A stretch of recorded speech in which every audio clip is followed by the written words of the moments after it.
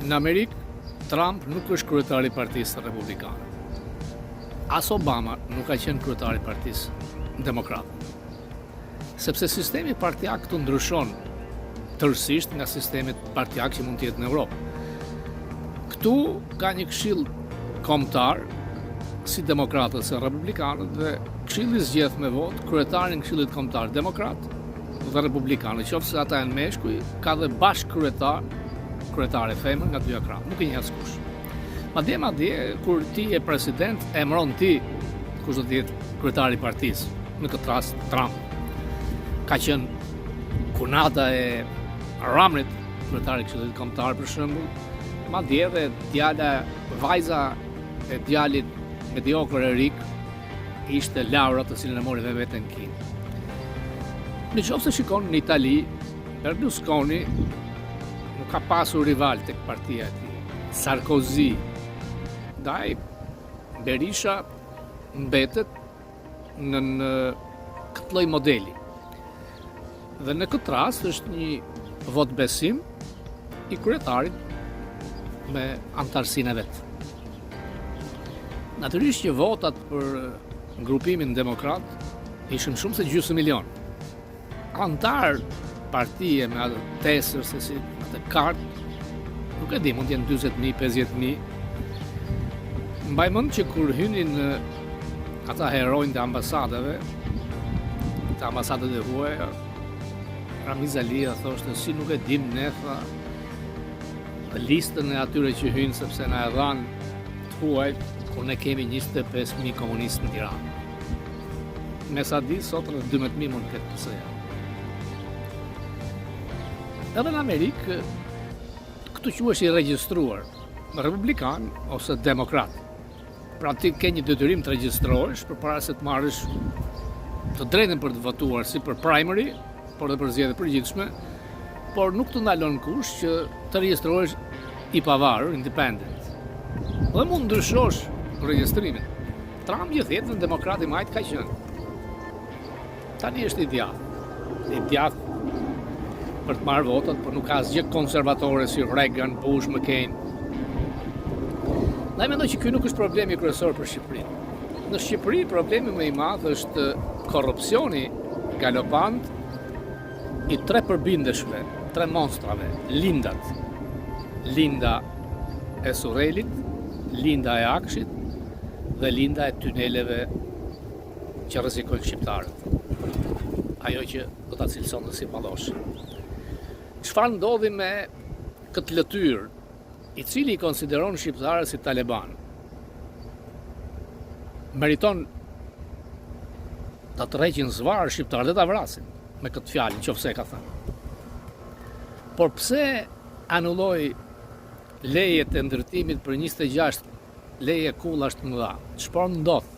Trysnia, ai është i kap. Mbreti është lakuriq, nuk prodhon më asgjë.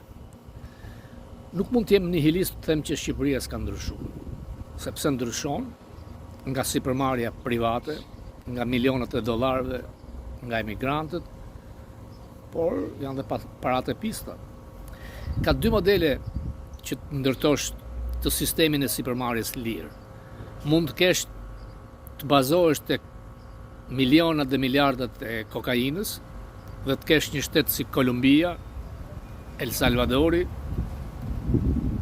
shtete bananesh, ose mund të investosh tek pasuritë kombëtare, mund të jesh si Korea e Jugut, që prodhojnë tanke, aparate televiziv, frigorifer, e çdo gjë se shtruri.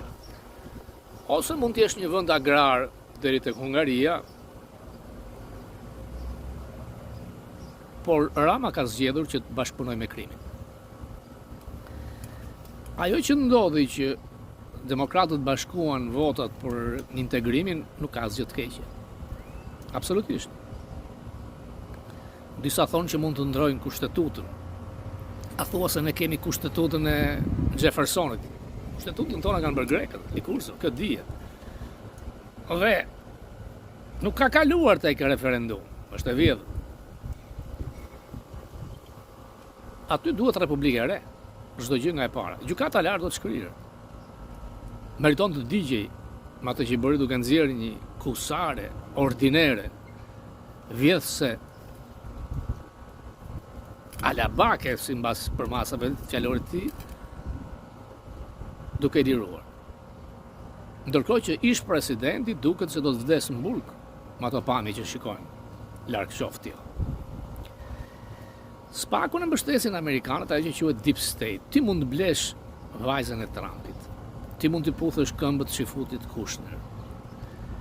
Mund të puthësh dhe fund shpinën Sorosit për të bërë në ngrata Berishës. Por ti nuk e shpëton dot fundin tënd. Absolutisht.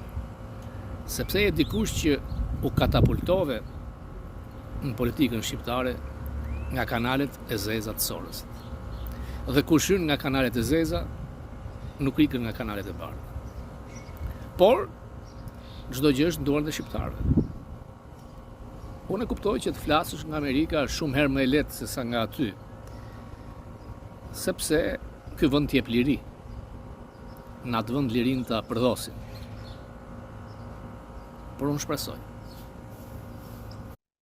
So George Soros lives in New York City. He's a billionaire. He made his money trading currencies. As you may know, he was indicted on a felony in France. He fled. He has been accused of undermining the British currency. And he's a guy who basically meddles in the affairs of countries like yours.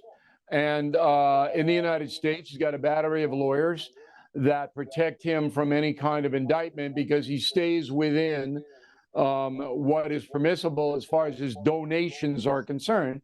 And he gives away tens of millions of dollars to get far left politicians elected to various offices. So he's a big villain, in my opinion. There's nothing anybody can do about it, but he does hurt a lot of people.